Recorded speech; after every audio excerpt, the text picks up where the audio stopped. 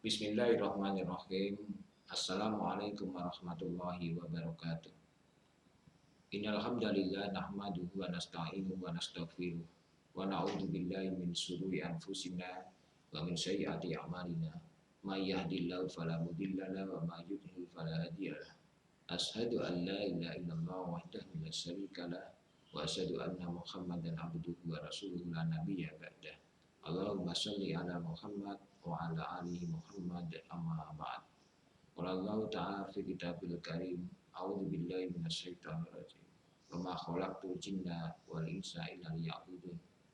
Wa qala am hasibatum an tadkhulul jannah wa lamma ya'lamillahu allazi jahadu minkum wa ya'lamu as-sabirin. Al-ayah. Wa asal muslimin, pemirsa jamaah yang berbahagia. Alhamdulillah pada kali ini kita berjumpa kembali dalam keadaan karunia nikmat yang diberikan kepada kita. Wabil khusus kita masih juga dalam keadaan kesempatan sehat sehingga bisa menjalankan puasa di 10 hari yang terakhir ini. Di akhir-akhir ini mari kita manfaatkan dengan sebaiknya dalam rangka kita meningkatkan rasa syukur kepada Allah, yaitu dengan meningkatkan kualitas ibadah, iman dan takwa kita kepada Allah Subhanahu wa taala. Sholawat dan salam senantiasa tercurah kepada junjungan kita Rasulullah Shallallahu Alaihi Wasallam beserta keluarga dan sahabat-sahabatnya, termasuk umatnya yang senantiasa ittiba dengan sunnah-sunnah beliau. Ma'asyiral muslimin, jamaah yang berbahagia, sebagaimana ayat yang kami sampaikan di muka, am hasibatum an tadkhulul jannah, apakah kamu mengira bahwa kamu akan masuk surga? Walamma ya'lamillahu alladzina jahadu minkum wa lamma ya'lamu as-sabirin. Apakah kamu mengira akan masuk surga padahal belum nyata bagi kalian apa yaitu alladzina jahadu minkum, yaitu berjihad, berjuang di jalan Allah. Ma'asyiral muslimin, pemirsa dimanapun berada, kalau kita diciptakan oleh Allah di dunia tidak lain adalah wa ma khalaqtul jinna wal insa illa liya'budun. Kita diciptakan jin dan manusia itu tidak lain adalah mengabdi kepada Allah Subhanahu wa taala. Tidak ada yang lain. Hanya berbakti mengabdi kepada Allah. Kuncinya itu kita beribadah kepada Allah, selesai. Nah, tanggung jawab kita di dunia hanya itu. Sehingga nanti akan kita pertanggungjawabkan kelak di akhirat apa yang telah kita perbuat selama ini. Maka mari kita simak tentang kajian pada kali ini. Kita mengambil pelajaran dari ulama besar Imam Al-Ghazali yang disampaikan kepada muridnya bahwa manusia itu sebenarnya adalah mati, dan manusia harus menyadari ada satu pertanyaan yang perlu kita pahami: akankah kita mendapatkan kebahagiaan? Apakah kita akan mendapatkan kesengsaraan? Maka ujaran dari Imam besar Imam Al-Ghazali itu tidak lain adalah an-nasu kulluhum mauta ilal ulama. Manusia sesungguhnya adalah mati perasaannya. Ilal ulama, yaitu kecuali adalah orang yang berilmu. Maka sudah sepantasnya kewajiban kita adalah selalu menambah keilmuan kita. Lebih-lebih ilmu tentang akhirat, ilmu tentang persiapan pertanggungjawaban kita kepada Allah Subhanahu wa taala. Inilah yang penting. Wal ulama mutakhayyiruna ilal amiluna. Dan orang yang berilmu itu akan menjadi kebingungan. Maka ketika kita memiliki ilmu, kita sekolah setinggi-tingginya, belajar sekuat-kuatnya, setinggi-tingginya ilmu yang kita raih, tapi akan merasa bingung. Kecuali siapa, kata yang Al-Ghazali, ilal mukhlisina, yaitu orang yang ilal ulama'u ala wajh ilal amiluna, yaitu adalah orang yang memiliki ilmu itu maka harus diamalkan. Orang yang memiliki ilmu tidak diamalkan, dia akan merasa bingung. Demikian juga orang yang memiliki ilmu kemudian sudah diamalkan, wal amiluna dan wal amiluna wa ala wajalin illa mukhlisina. Orang yang memiliki ilmu kemudian sudah diamalkan, dia akan masih tetap menjadi bingung, kecuali illa mukhlisina, yaitu orang-orang yang beramal dengan niat ikhlas karena Allah Subhanahu wa taala. Ma'asyiral muslimin, jamaah yang mati Allah. Mari kita coba buktikan, kita pikirkan, dan kita lihat nyata kehidupan manusia yang ada di sekitar kita. Bahkan kita sendiri, bahkan tidak usah menjadikan perhatian nyata kehidupan di sekitar kita, tapi kita sendiri mari kita tengok kehidupan kita. Kadang-kadang kita lupa akan sebenarnya tujuan hidup manusia. Nasib kita nanti di kemudian hari itu adalah menjadi pertanggungjawaban kita kepada Allah Subhanahu wa taala. Kadang-kadang kita lengah. Ibarat manusia itu berdiri di pinggir pagar sumur. Di bawah lantai dasar sumur itu sudah siap memangsa ular yang siap memangsanya. Dan tali yang dikereknya itu adalah sudah hampir putus karena digerogoti oleh tikus. Tetapi manusia ini dengan berdirinya, dengan menengadah ke atas tanpa menghiraukan, bahkan lengah bahwa talinya akan mudah putus dan di bawahnya siap memangsa ular dirinya. Inilah gambaran di mana manusia itu menikmati lezatnya madu, manisnya madu, seakan-akan dia di dunia itu lupa bahwa kesenangan, kebahagiaan tentang dunia itu menjadi kebablasan.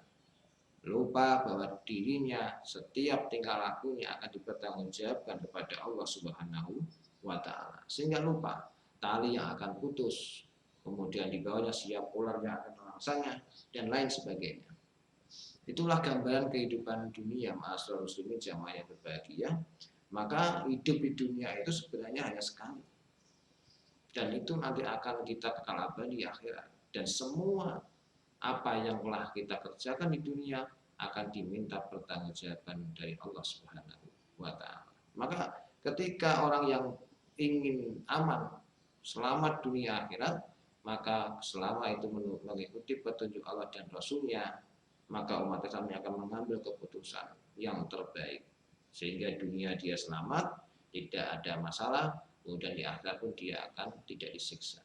Karena pikirnya adalah bertanggung jawab antara surga dan neraka. Ma'asyiral muslimin pemirsa dimanapun berada, mari kita simak hal yang terbaik yang pernah ditulis oleh ulama besar yang namanya Ahmad Dahlan. Nama kecilnya adalah Muhammad Darwis.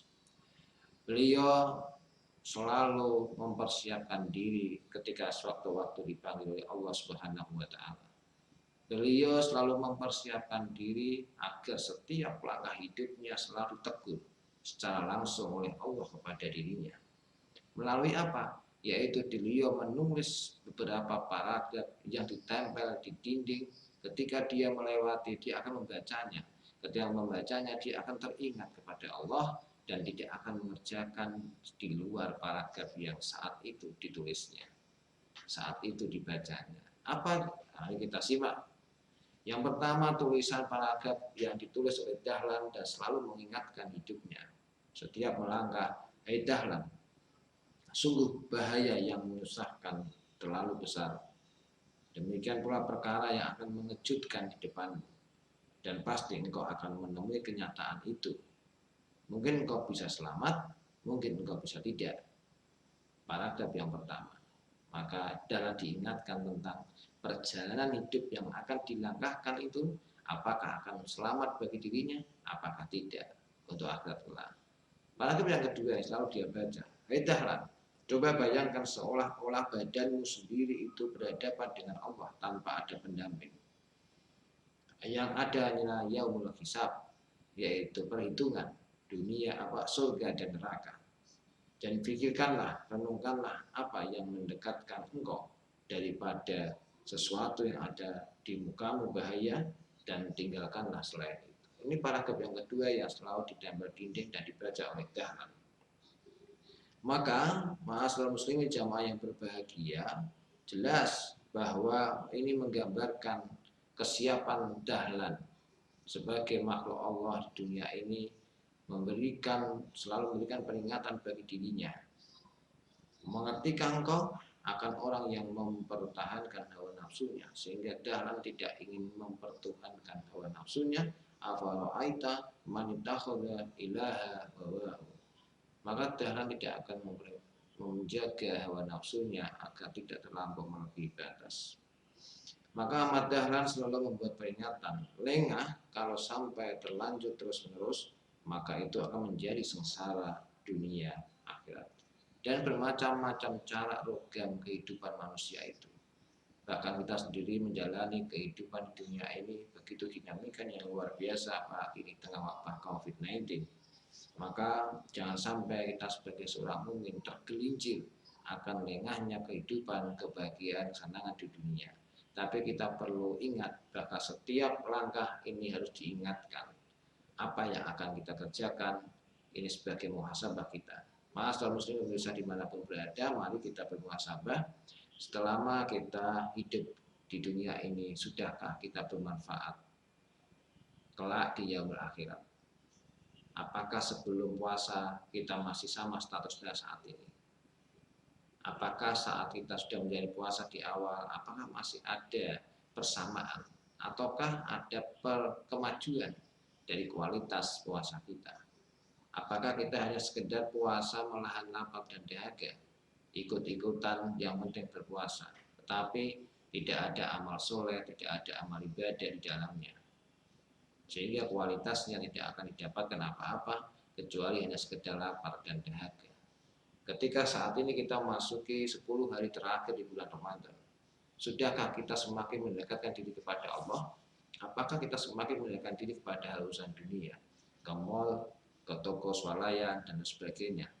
Kita tidak lagi atau kita lengah terhadap kita akan ditinggal oleh Ramadan. Sebentar lagi tentunya kita sebagai hamba Allah yang pasti harus bersedih. Karena tinggal menghitung hari Allah akan meninggalkan Ramadan pada diri kita. Kita justru yang menjadi tradisi umat manusia saat ini, khususnya di Indonesia, justru beramai-ramai bagaimana tidak antri di masjid, tidak antri mendekatkan diri kepada Allah, bertakarub, bermunajat kepadanya di setiap malam harinya, setiap harinya amal ibadah yang semakin ditingkatkan, tetapi justru terbalik yang didekatkan ada urusan dunia.